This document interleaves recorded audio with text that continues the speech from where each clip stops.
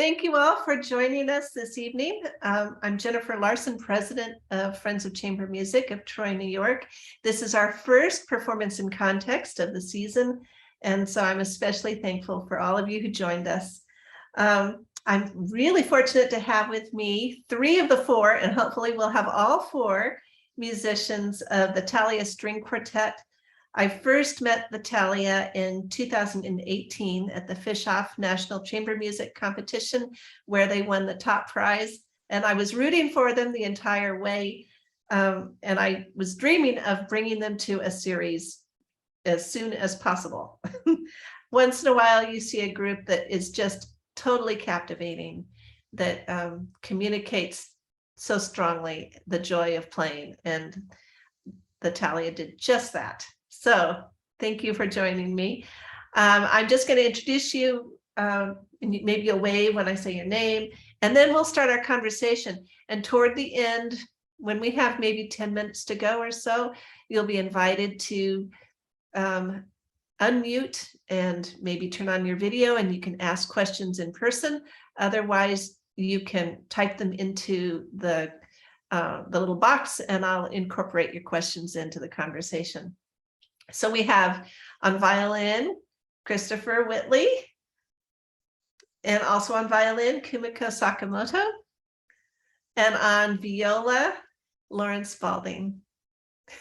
And yet to come is Alex Cox. And so hopefully Alex makes it soon. So I want to first ask you all how you formed the Thalea, what you had in mind, what you were trying to do with an ensemble.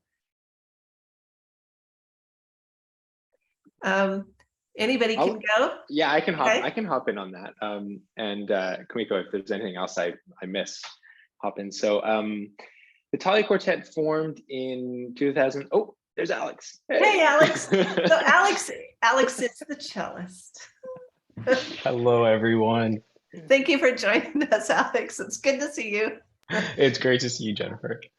Okay, so so the story of the Thalea Quartet. So the group founded in 2014 in Italy, of all places. We were at a summer festival in Courmayeur, Italy, which in the winter is a big ski town. It's right on the kind of the bottom of Mont Blanc. And Kumiko and I had approached one of our chamber music faculty at the San Francisco Conservatory, where we were living at the time. And we really wanted to go to Italy, and we thought, hey, we could get some friends together, play a quartet. It'll be super casual. We'll just, play some great repertoire and see how it goes. And our teacher, Jody Levitz, bless her heart, took this to mean that we wanted to start a professional full-time quartet. And we kind of let her run with that idea because she immediately had ideas about who could come and join us. And starting a quartet, it's really all about the magic of the connection between the individuals. And we spent 2 weeks together in Italy playing some really, really hard music, rehearsing 5 to 7 hours a day. And we just loved working together. We loved playing together. We got along really well as people. And coincidentally, that fall, the San Francisco Conservatory was holding auditions for a quartet fellowship. So they were going to have a 2-year fully funded quartet residency. And some of our teachers said, you're never going to get it. And some of them were really encouraging. And we were super lucky that the school took a chance on us, and we were awarded this position for 2 years. And that really got things moving for us. And we've been playing ever since. The wonderful thing about playing in a quartet is the energy of the individuals and what that brings to a group. So our group has changed over time, but with every kind of personnel transition, every change, we've found a new and exciting and fresh identity. And so I think that's actually one of the most exciting things that we've seen over the years is how the Thalea Quartet has grown and changed as we've welcomed some pretty incredible musicians into the group. Kumiko, am I missing anything? Well, maybe just address Jennifer's second half of the question, and I forget exactly how you worded it, but you were asking about what was important to us in forming, and some of the things that have been important to us from day one have remained despite the transition of people, and I find that really interesting. I think growing up as a quartet together in San Francisco, we were really influenced by the startup mindset and that sort of business model. And from day one as a course, well, not day one, maybe 1 month in, we started talking about the business side of things really in depth. And that's something that we've continued to do. And something that I think maybe perhaps people don't often think about is the other side of what we do. So much time, of course, is spent rehearsing together, practicing our instruments, learning the music to share it with all of you. But we also run a business. We each have different business roles. We each bring strengths to the table in that aspect. We've had to learn to develop new strengths and in maintaining a business and in running a small business. So that's one thing that excited me from the beginning, looking into that aspect of what it means to be a quartet. Another thing that really informed the creation of our quartet was house concerts. We played a lot of house concerts in San Francisco and loved them. And my favorite part about those was just getting to know the audience in a much deeper way, a way that we don't often get to do if we're in a big concert hall and the audience might be far away. But we really try to take that model and maintain it no matter what size of hall we're in. We really love to talk at each concert. And we find that that's one of the best ways to break down that wall immediately, is just by showing the people, the audience, who we are as individuals a little bit through what we have to say about the music. And we love hearing from the audiences too. We really love when audiences feel like they're able to like move along in their seats or want to come up to us after and ask questions. And we really can feel when the audience is involved in what we do. And that's my favorite part about it, is sharing that. So we try to do what we can to create a really open and welcoming environment for an audience, no matter the space, so that we can connect with you in that way. So I'm going to ask Lauren this question, then I'll ask Alex this question. When you first sat down with the Thalea, did you know right away? Was it like, this is magic? What was it you felt? What were you thinking? Ooh, first date nerves, you know. There's so much good. I think one of the things that is still present every day is just the infectious energy for connection and infectious energy for caring more about the music than about our personal selves or our personal feelings in a way that's really beneficial, and creating, I don't know, kind of like what Kumiko was saying, creating a connection with our audience that becomes our friends, that becomes the world around us. And I don't know, a lot of times you see a string quartet on stage, but what Thalea to me became really engaging and appealing, and I knew I needed to join them, was that there's more than that for them, that they're looking outwards instead of just looking inwards. So maybe my favorite. All right, so Alex, you're the newest to sit down with them and play. Do you want to reflect on that same question? Sure. Yeah, happy to. So, so I had a slightly different like intention behind me sitting in the group than Lauren did. When Lauren came, she was intentionally trialing to consider joining the group, and I kind of came as like a spare tire for the quartet, as like a good bridge for them as they were going through the process of looking for cellists. So I don't want to say that put like a barrier up to me kind of thinking in that way about the group, but I think that I went in not nervous in a nice way. And I think that sort of like the friendship that had been cultivated before from my previous quartet and the Thalea quartet kind of bumping into each other at different things really like grew a lot considerably in the last couple of months that I've gotten to kind of tag along with them on their concerts. And for me, I think the thing that strikes me is each person approaches music and beyond this quartet, everybody approaches music in such unique ways. And a lot of that's influenced by who they are as people and their interests and their hobbies outside of music. And I think that there's a really special kind of freshness to the way that the members of the Thalea quartet approach music. And a lot of that is influenced by all kinds of things, from Chris's singer-songwriter side to Lauren's hysterical comical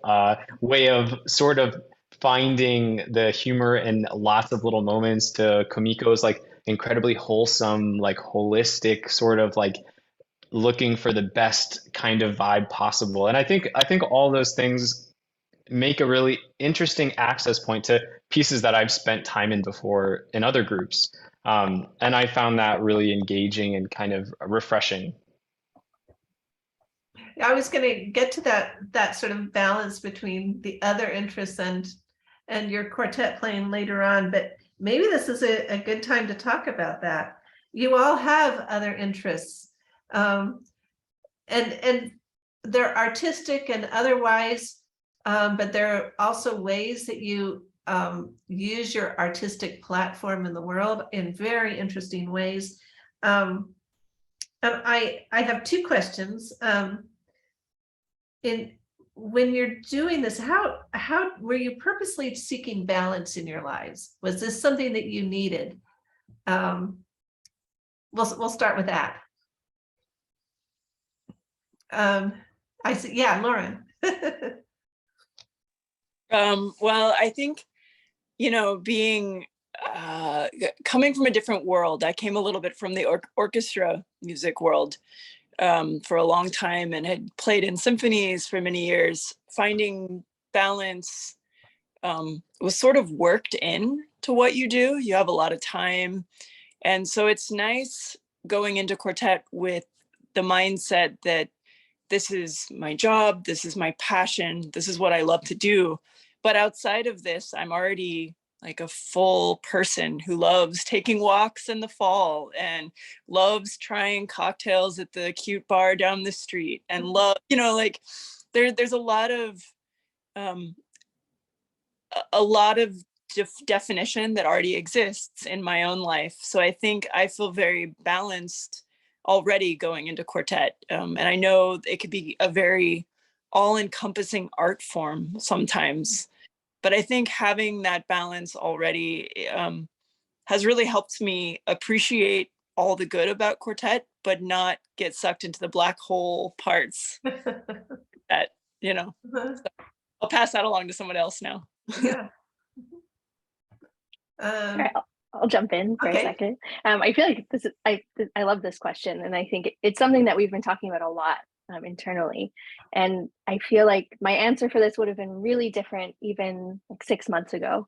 And what the most recent, or the last personnel changes all happened during, our personnel changes happened during the pandemic, and it allowed for all of us, including our previous members, to reflect on that balance and what we need in our lives. And I think we're seeing a lot of transitions of not just in the music world, but people in general transitioning out of their careers into new ones, or in the music world, almost every quartet went through a personnel change. And it was so interesting to observe that and to see that I think finally were able to take a minute and reflect on what we were doing and why we were doing it, and if it was still really fulfilling us wholeheartedly. And I know that's something we've talked about a lot with the four of us, in what it looks like to work together moving forward, and creating and maintaining a balance for all of us personally. I think that's so important, and something that I don't feel like is encouraged enough in young musicians. We get so used to just working and working and working, and in a lot of ways, sometimes we would talk about among colleagues like how busy we are, and that almost was like a badge of honor rather than having found a balance among our lives and feeling really settled as people, because when we're in that space, we bring our best to the group. So we're talking a lot internally about balance and what that can look like, and what we need in the rest of our lives to bring our best to the group. Mm-hmm. So you've been talking about transitions, and as the parent of somebody whose quartet fell apart in a very traumatic way, I totally feel it. I probably feel it very strongly. It takes a lot of persistence to stay in the chamber music world. So I want to start with Alex on this one. How do you do it? what is it that makes you keep going? And yeah. Yeah, I think that's a great question. I think some of it there's a like an intangible quality to sort of how amazing living inside this music is in rehearsal. As frustrating as the process can be sometimes, trying to, cultivate something that's nearer and nearer to like the dream you have for the music. There's something so incredible about just getting to live inside those sounds and hear those sounds all around you in this kind of surround sound way for hours and hours a day, that you really miss when it's not there anymore. And having had a bit of a gap between my quartet being a casualty of the pandemic and joining the Thalea Quartet right now, there's a it's just such an enriching, kind of nourishing experience, that aspect of it, that when that goes away, it really is like you're grieving having those experiences on a daily basis. So I think that's part of what inspires groups to persist. I think there's something special in groups that make an effort to keep things healthy, and in the way of staying connected to each other's dreams and visions for their group, and sort of rallying around that is a really collaborative, professionally kind of atmosphere. And I think that helps build a lot of momentum, that even in the face of lots of uncertainty and parents calling saying, are you going to be okay through many experiences, I think that it builds a lot of momentum where you can kind of push through opportunities to be very doubtful and just kind of rally behind the inspiration of the music, and the fact that you're getting to be a part of this thing where everybody's really passionate about it and wants things out of it, and you kind of want to be a part of giving that to everybody. And I think that helps get through the challenge of being in chamber music. Mhm. So I want to get to some questions that I know audience members most want to know. So we're going to start with how it is that you become a classical musician. I want you to each talk about your earliest musical memory. And part of the reason I want to start with this is that I think it's worthwhile to note that music education all over is at risk. So examining where the points of entry are is really important. So we'll start there. And I see Lauren nodding. So I think we'll have you start with your earliest musical memory. Excellent. Well, so my mom from the womb said I was a country western singer. I'm not. You can ask my colleagues that my singing is subpar. So it's fortunate for my mom's dreams, but I had a music box in bed. It was like a little music box. I think it played Somewhere Over the Rainbow. And I would just turn it and turn it and turn it like all night long for hours and hours. And mom would hear me like singing in bed. I must have been like, 1.5 or 2, like something really young. So I think I've always felt an affinity to music. I had a little bit of trouble in school, a little neurodivergent, and maybe got kicked out of a couple grades and had trouble getting solidified in school. I got kicked out of Suzuki piano. Oh. But I my way into music in 9th grade in orchestra. And it's kind of where it was like the first time that I really found friends in like a really good, close, reliable way, because not only were friends, they were like work friends, and they appreciated what you did. They appreciated how you thought about the world because it was different. They appreciated the efforts that you put into your own playing at home. So I think that really solidified what music was for me. And then my first experiences with chamber music, they were at a music festival. I went to Eastern Music Festival, and I just knew that was what I wanted to do. So I quit neuroscience and transferred to music school. So. It was meant to be. It was meant to be. Chris, do you want to weigh in on this? Sure, yeah. I was just thinking back. My mom brought up this story recently. When I was really young, I have an older sister, and one of my favorite things was to wear her clothes. So I loved dressing in her dresses. And one of my favorite things to do was to put on Sound of Music, like the movie, and I would act out the opening scene. There's this like helicopter shot over the mountain, and Maria is like running out and then starts singing "The Hills Are Alive." So that was, and I'm not a huge musical theater buff, but like when I think back on it, it was like Sound of Music, Joseph and the Technicolor Dreamcoat, and like Mary Martin's Peter Pan. Like she was like my hero. And so that kind of got me into music. I had a cousin that played violin, and so I think that was the first model that I had. And I was lucky growing up in Toronto. There's a really robust kind of music, like the Royal Conservatory is there. So there's a lot of great programming. I was really fortunate to have access to that.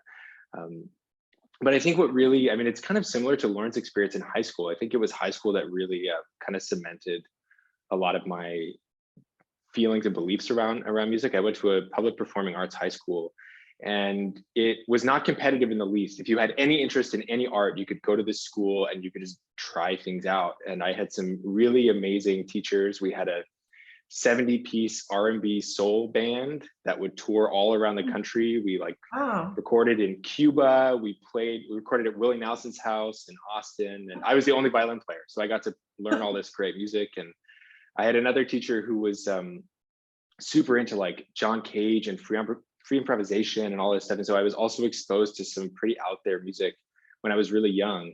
And it's funny because then after going into college for music, I went to McGill for my undergrad. I feel like I've then spent the last like 15 years or so, like going back, trying to get back to the roots of that, like really trying to find that those initial experiences that really shaped me, because music schools can be like a very one-track place.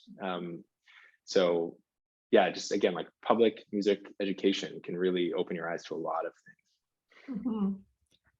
That orchestra experience is so important. Alex, we'll go to you next. I don't think I can top the Sound of Music story, but I do remember being pretty captivated by "My Heart Will Go On" by Celine Dion when Titanic came out. And I was pretty little, and I remember using my little frog voice to try to vibrato. I think for me, it does come back to the public education bit of it. So my family was very much a working class family. Classical music was not in their vocabulary. And we happened to go to a school where the public school had a strings program. And I was a pretty shy kid, believe it or not. And so connecting with others, like using my words, wasn't always the easiest thing for me. And so when third grade came, which was the age that you could start the strings program, that was just kind of like I just took to it like a fish in water. Like it sort of was like, oh, this is my voice. Like this is where I feel extrovert. This is like where I feel like safe to be me. And yeah, I just kept going all the way through the school system where I grew up, and they had public arts schools in middle school and in high school, and ended up going to conservatory like all these folks. And yeah, it really was those early experiences of just getting to perform and do something that felt so wildly extroverted, which was the opposite of me anytime I walked into a room, that I think kind of lit that love for music. So Kumiko. It's so nice to hear my colleagues' answers to this. One thing I love about these Q&As is that I get to know them even more. It's really nice.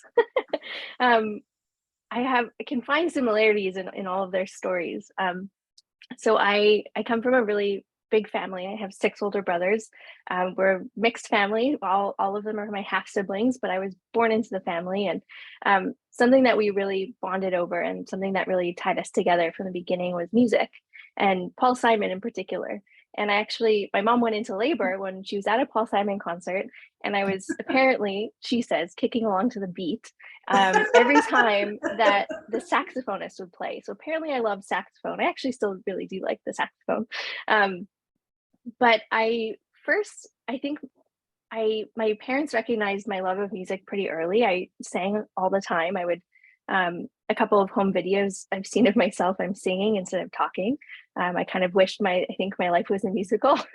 But I got into dance into music through dance. I come from a pretty small community, but was really lucky to have a really thriving art scene there. And there was a place called the Cultural Center, and it's where I took all of my classes, music and dance, and really amazing teachers that dedicated their craft to that community. And they've gone on to be at some of the best schools in the world, but they spent a lot of time there growing this program. And there's so much value in that, and so many people who have come out of that community who are doing so well in different areas of music, or people who support the arts. And I got into chamber music or violin actually through a community engagement like setting. So my mom took me to see a string quartet play. It was a free concert in a public library. Getting emotional because it actually ended up being the St. Lawrence Quartet. And I saw Jeff Nuttall play, and I was 3 years old. And I was so captivated at such a young age by what they were doing. And I leaned over to my mom and I said, I want to do that.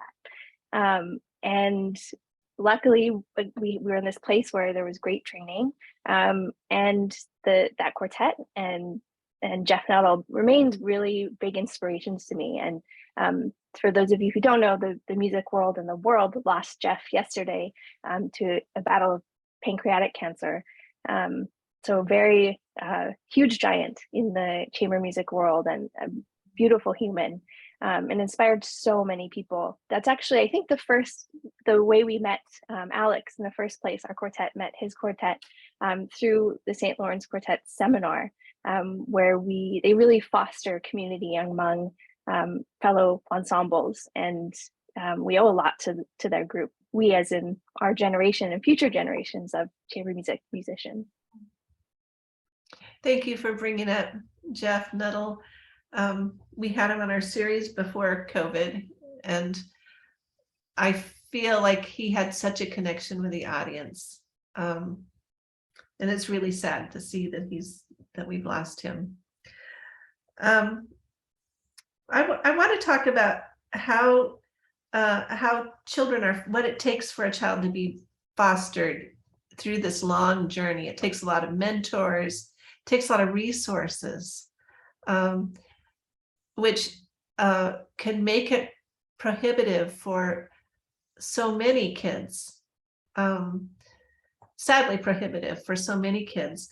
I wonder if you might talk about the kinds of support, the mentors that were important to you, and if you have any ideas about what we can do to better that situation. Yeah, I can start. Yeah, I think that this is a really important thing to talk about amongst people who love this art form, because if we don't have answers to these questions, this art form isn't going to be able to continue unless it's just a bunch of musicians that come from the very affluent, because it's an incredibly expensive art to learn. So you think of all the cost of instruments and all the costs of lessons, and it's not really something you can teach yourself. You really have to have that experience of having a mentor who you see on some kind of regular cadence that is sharing the information you need that's just perfect for you at the stage of development you're in. And that's an expensive undertaking. I know things have gotten even more expensive, but I remember when I was growing up, the lessons were like $75 and $100 an hour, and that's a lot of money for people to just put into investing in something, especially at a young age when it may not be something that takes for a long time.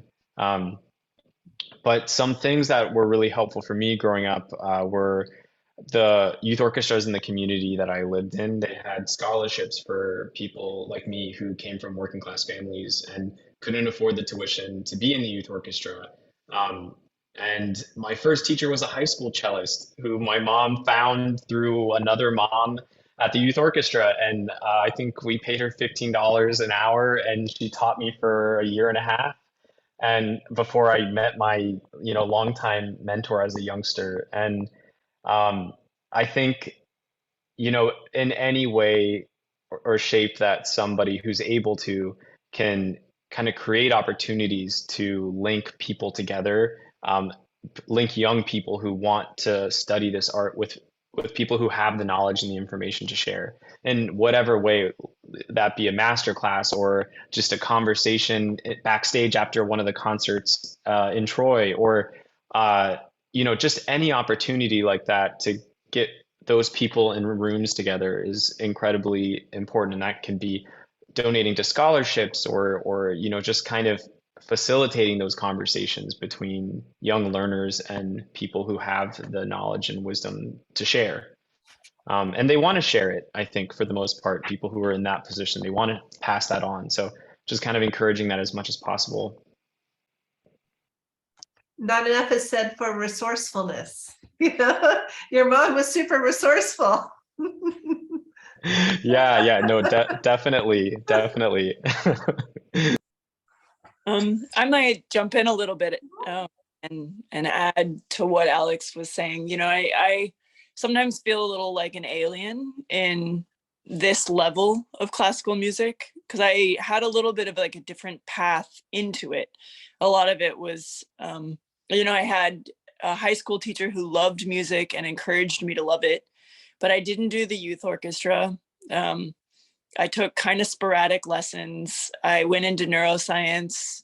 So I didn't have the same level of mentorship as many of my colleagues in this, and especially in a professional world now. Many of them have been kind of, I don't mean groomed, but have grown with this mentorship and for all of their life. And so sometimes that leaves me feeling like a little bit of an oddball. But when I think back to the moments that made me realize I was enough, even having had this different route, it was when people believed in me. And I think maybe that's one of the greatest gifts we can offer now as professionals, is showing anybody that if they have the drive or the passion or the interest, they can also learn what we learned and how we've learned it. And whether that's through traditional means, through public education, or through, a more standard path, as long as someone really believes in you and gives you the attention that you deserve, as an interested individual, I think you can really make a lot out of yourself and your careers or interests, whatever those are. So, yeah. I love that comment. I feel like what makes a great teacher or a great mentor is someone who can recognize what's special in the person that you are working with and let them see it and let them know that you see it, So I love those words. I think that's just, I'm going to keep that in mind.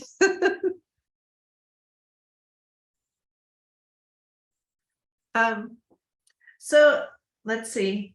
I want before, because I see it's 7:35, and before we go any further, I know that you have been engaged in commissioning new works and that you believe in this. And I was hoping that you would talk about the process of commissioning a work and what it's like to work with a composer, to bring it to life. That seems like such a really interesting process. And maybe Kumiko, would you like to start with that one? I see Chris is unmuted, so maybe you can jump in. But I'll start by saying, I love commissioning. We love commissioning. I think there's so much value in it. And I think that each process, for us at least, has been really different and really dependent on the person. Just like Lauren was saying, with a good mentor is somebody who brings out the best in somebody and shows them that. With composers, it's the best product, I think, is when we let them take an idea and run with it. And we've had different different experiences. Some composers have written pieces that we've been really involved in the process. They've sent us sketches and we've tried things, sent it back, they've made adjustments. Some composers we've worked with have sent us a completely finished product, and we didn't see any need for changes. So we've had different experiences. Let me see, Chris, do you want to jump in? I got a little distracted. I'm going to add one more thing, Chris, that you can add to your answer. When you are selecting a composer, what is it that makes you choose one composer over another? Yeah, that's a great question. I think, the most important thing is that we are drawn to their creative voice in whatever way they create. And I think what we really try to do is try to look beyond the walls of academia or the conservatory system and try to work with artists more broadly who have a unique creative voice with something to say. And we have worked with composers who are super established in our field, but I know personally for me, I'm much more drawn to people who are not necessarily trained in writing for string quartet. The Kronos Quartet, for example, are great advocates of artists who maybe don't read music, don't compose with paper at all, but it's a very quick step from taking that creative voice and translating into the string quartet. So we don't want that to be kind of a limiting factor. I will say that it's been important to us to also try to prioritize voices or composers or artists who maybe aren't heard on our stages that often. That's the same with our programming in general. And also, there are a lot of, I saw this question in the chat, so I can kind of address this really quickly. Like chamber music is a really broad world. And, I think a string quartet is the same as a great barbershop quartet, is the same as a great jazz combo, is the same as a great rock band. Really, the connection between four people making music of whatever kind, to me, is chamber music. So that also influences, our programming and our commissioning, reaching beyond, like the Beatles, for instance, that we're playing. We didn't actively commission that, but we are, I think, one of the few groups who play that regularly. And it's just another way of saying, like, we're just another group that plays music, and we just happen to play these four instruments, and we happen to read music. But we want to work with lots of people who don't do that. So it's really, sorry, rambling a little bit, but this is all, it's another form of collaboration too, as Kumiko was saying. Bringing someone new into the group, it brings really fresh energy, it changes things up, it starts different conversations. And so that's, whoever that may be, I think that's one of the greatest things about commissioning. And I will point out that I think, if I'm not wrong, that you are also a composer. I would use that term very loosely, but are any of the others of you composers as well? No, not you, Alex. So my next question is one that I saw asked of the Kronos Quartet, and I thought it was such a great question. That question was, what are you listening to now? And he had a stack of CDs, and most of it was sounds, like whale sounds, field recordings, textured sounds. But so here, this is the question I'm asking of you all. What are you listening to now? What are you finding compelling? I'll dive right in. Uh-huh. Lots of good music. Well, Taylor Swift has her new album coming out tomorrow. Staying relevant. But I listen to a lot of Nick Drake lately. Big fan of Nick Drake. Good stuff. I like old folk sounds, folk music. I like folk influence. I like Crooked Still. Some great fiddle players, things like that. So that's typically what I listen to if I'm in the car, driving, hanging out on my things that are calming and cool, and blues and grays and greens for the color world. So. Uh-huh. Alex, I see you nodding. Well, so I was going to give a disclaimer, but it kind of goes to this question that, for those of you who don't know me, my wife is the fantastic violinist, and she's actually in the final rounds for an orchestra job with one of the great American orchestras right now. I'm going to leave it a mystery just to not jinx it. But so I'm listening to a lot of violin excerpts these days. That's more by force than by choice. So I'd say that I was just looking down at my phone to look at my Apple Music app to see what's in there. And I think the thing I've been listening to mostly is house music or like electronic dance music, that kind of like it feels kind of transient and travel-y and just like I don't know, it's kind of motivating and makes me think about like sort of the long string and thread of music, which is something that can get lost in the music that string quartets play a lot. I was also looking at my most recently played, and thanks to Alex, he introduced me recently to one of his favorite EDM groups, and I've been listening to them a lot. I find it really enjoyable to listen to, kind of like gets you in a really great mood, and can be the music can be playing, I find, for many different things, like doing work, going on a run, just being. So I've really enjoyed that, and it's something I haven't spent a lot of time listening to before. I've also this summer kind of embraced my country roots, and I've been listening to country music without shame, and particularly older country, like Waylon Jennings and some old classics, and it's just such good music. And I had another thought and I lost it, so I'll jump in if I remember. So when you're listening to classical music versus popular music, do you feel like your brain is working?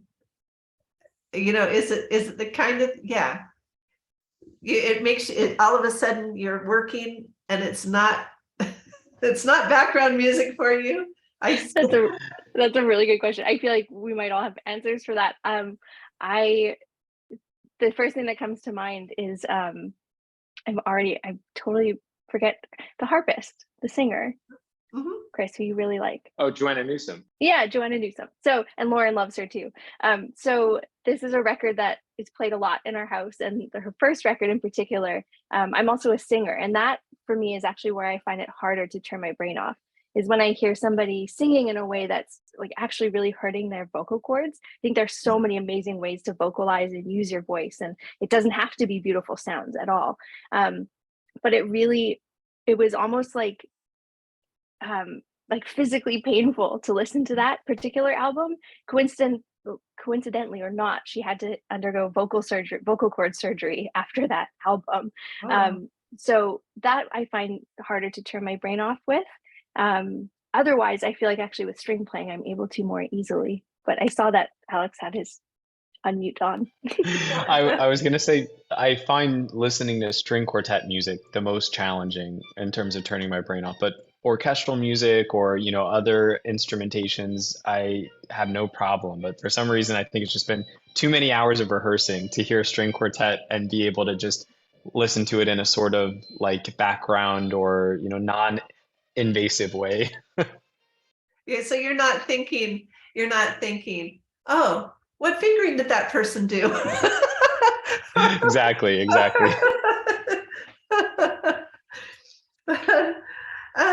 So this is the last big question I have, and then we have some more just sort of lighter questions, but I wanted also to make sure in maybe in 4 minutes, we'll let people unmute and ask questions that they like. Hopefully people are out there and not shy.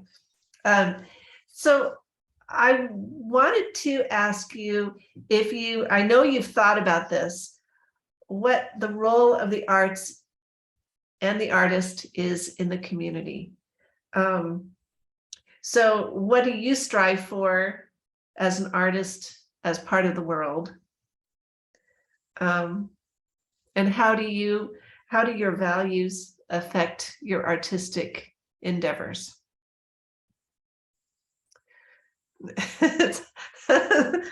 hard question, but I know the answer is yes to all of this for you, because I know some things about you. That this is something that you work towards doing, work that's valuable for society, using your arts. Yeah, I mean, I could jump in, and I'm sure my colleagues have lots to add. I think the greatest thing that I have learned as a member of a string quartet is empathy, is developing empathy and really learning how to listen, how to communicate effectively, how to be a team player, and but really that empathy, I think, is a universal need on our planet, and I think I see the string quartet as an incredible model for demonstrating empathy in our world. I think Beethoven is beautiful. I think all the music we play is great, but I think the message that can be just as impactful, if not more impactful, is seeing four people from different life experiences get up on a stage and do something at a really high level together, not speak, not make it about the individual, but create this thing that is much greater than. So, you know, we do a lot of educational work, we do a lot of community engagement, and for me, it's less about going into a space and trying to convince people that classical music matters. It's more about demonstrating what these skills allow us to do, to share, and if we can encourage empathy and communication and listening in the spaces in which we're performed, that for me is much more important than some earth-shattering rendition of Mozart. Lauren, I see you nodding. Do you want to hop in? Yeah, I'll jump in on this, and I agree very wholeheartedly with everything Chris says. And I think if I were to add one thing to that, I think, I mean, especially after this wild pandemic, you know, or as we slowly move out of it, there's just constantly a need for connection in the human soul. You know, we want to connect with the people around us. We want to develop profound relationships with the people in our lives, and we want to create family and friendship in a meaningful way, so that we ourselves don't feel like isolated blips in the universe, you know. And whether we talk about this every day or not, you know, we all struggle somewhere with a loneliness or expansiveness in ourselves. And one thing that I think the model of quartet does is it allows you to connect with people who maybe you would, maybe you wouldn't connect with, just chamber music, in a way that you wouldn't connect. You get to know Chris's mind and how they move, and you watch their hands for hours. And there's something about, I mean, say the word intimacy of it, but I mean intimacy of like getting to know someone beyond just the facade they put on. And I think that's a really great tool that we can teach the world, is that you can take the time to look and you can take the time to listen. And this empathy that Chris is talking about is what really helps us find the fulfillment to heal the loneliness we all feel inside somewhere. Yeah, that's my little addition to Chris's thing. So that's a great. That's really beautiful, Lauren. I totally wholeheartedly agree with both of those answers. For me, the thing that came up when you asked that question, Jennifer, is like the concept of how, you know, we don't have an unlimited amount of time on this earth, but it's so easy for it to feel like that time just slips away from us, and like weeks can just spin past without even really recalling what happened in that time. And so I think that the arts, in a general sense, are one of the avenues that can really create these shared experiences that hopefully are very memorable for somebody in the audience. And those memorable experiences, I think, are the things that like add seasoning to life and make us remember that week or remember that month, or that experience that really moved us or confused us or frightened us or something. And I think that it's like those collections of those experiences that let us all at every different socioeconomic level feel like we're experiencing life in the richest way. And so I think that that's the role for what I'm imagining. I feel that's one of the biggest roles that the arts can play for audiences. And you know, looking outward as a musician, that I think that if some person found the performance really memorable for some reason, it's like they walked away with something that they're going to remember always. And I think that that's a worthwhile thing. Mhm. I really loved what all of my colleagues have said. It's hard to know what to add. It was also great, but something that's made me think of is how we can let our audiences in, and how we can. I'm thinking back on your question about how our values affect our decisions, and I think that well, they definitely do, 100%. Whether it's like how we rehearse, when we rehearse, or those little decisions, or what we program. But I think it's also important to acknowledge, and something that we try to talk about and maintain, is how, no matter what we program, it's important for us to convey the message that we're trying to tell, or the story we're trying to tell to our audience. And a lot of that in our group is done by programming pieces that we feel are really relatable, that somebody could listen to and hear something in it that sounds perhaps familiar, or connect to in a human way. But I also think that it's our job, no matter what we perform, even if it's a piece that on first listen does not sound like that, it might sound like something that we haven't played something like this in a while, but something really atonal or aggressive. I think that anything, even pieces like that, can be broken down in a way that is relatable to an audience, whether it's through how we talk about it, how we play it. Actually, I think talking about pieces is very important, but how we talk about it is important. We don't want to do that in a way that alienates an audience, or makes them feel like we're trying to teach them something, but in a way that welcomes them in. And I think that it kind of goes back to our earlier discussion of something that's really important to us, I think, is creating a welcoming environment where we can have that discussion, verbally or non-verbally, with an audience. Well, I think audiences totally feel this from you, you know, that they feel at ease, they feel open to what it is you're giving them.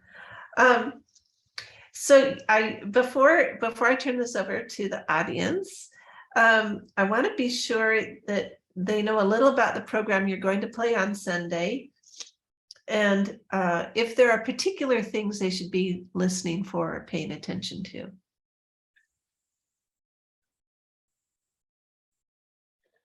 Yeah, I can hop in on that. So these days, I feel like our quartet is really interested in exploring the American sound and what that means, and what that can look like. And this program, I think, is a really kind of wonderful exploration of what makes American music what it is. And we kind of work backwards. So if we think of the second half, we're going to be performing the Dvorak American Quartet, which is kind of a cornerstone of the quartet repertoire. And it's this amazing synthesis of all of these sounds that Dvorak was hearing when he came to America. And really, he heard for the first time the Black spiritual, and turned to everyone and said, like, look, this is the true music of America. This is the sound that, you know, speaks most to the American experience. And that was not a popular sentiment at the time, but he felt this so strongly that he really kind of saturated this particular piece in the sounds of the Black spiritual, and also in the folk music, the fiddle music he was hearing. And so the first half of the program is in some ways kind of the result of that, or like an echo of what Dvorak was doing.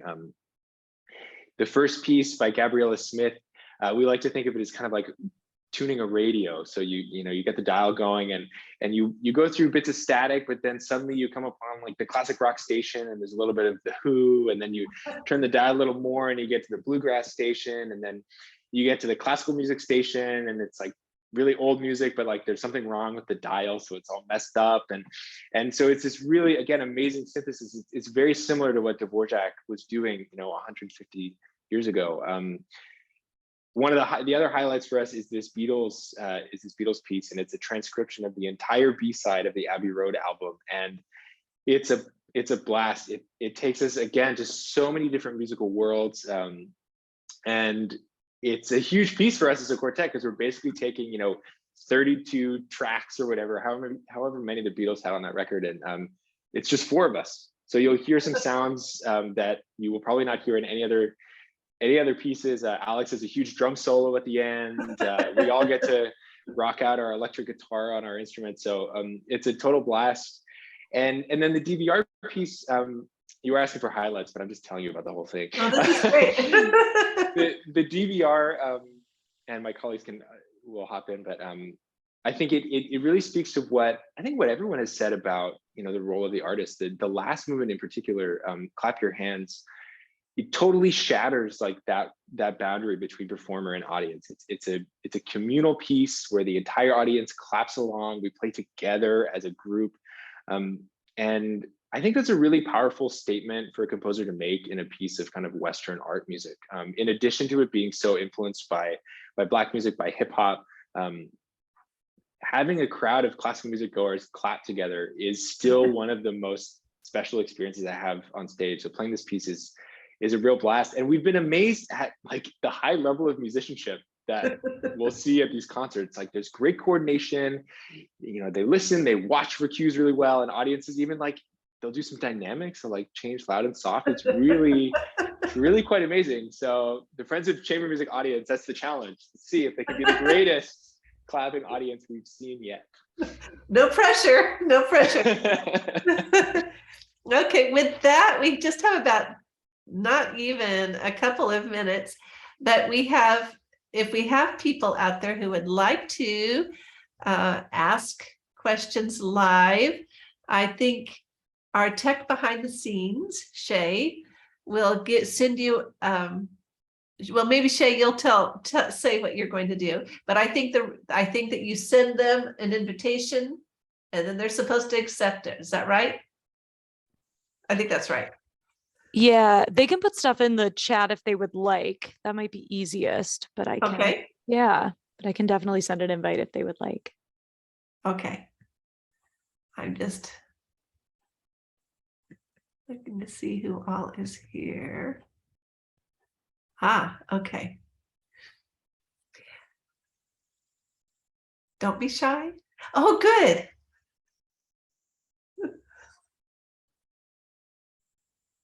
I've seen all these names. They're all allowed to talk now.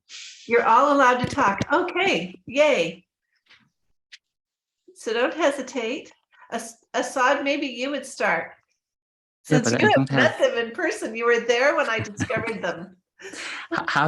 There's no way to open my camera, right? That's okay. Okay. I just wanted to say hi. I miss you guys. And I would like to ask them if they have any pets. Pets? Yes. Hi, Assad. It's so great to hear you. I wish we could see you. But I hope to see you this weekend. But maybe not. Maybe not. You He's are in Iowa. Yeah, I'm working. Right. Well, it's great to hear your voice. Hope to see you one day soon. Just wanted to say hello. And I'm going to let Alex take this away, but maybe he can start because I've been eyeing that cute fluff in the background this entire time. Yeah, so I have 2 cats, one of which is currently sleeping right there, and I would go grab him. His name is Smee, but I am work on the top and party on the bottom, so I don't want to reveal all that to everybody.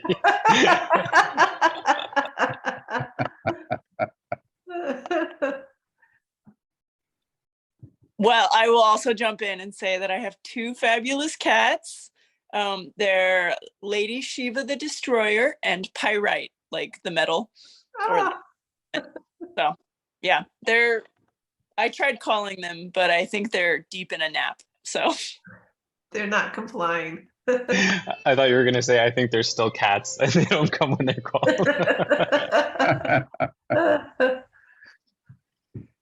good question. I'm just checking to see if anyone has put anything in the chat. Okay, well, I see that it is 8:02 and you'll have a chance to see them on Sunday. I want to thank you all for being here, and I want to thank you to all four of you of the Thalea Quartet. This has been a wonderful conversation, and I will see you soon. See you all soon. Thank you so much for joining us. Thank you, Jennifer. Thanks, everybody. You're welcome. Thank you, everyone. Thank you, guys. Thanks, Jennifer. Thanks. Have a good night, everyone. Bye. See you soon.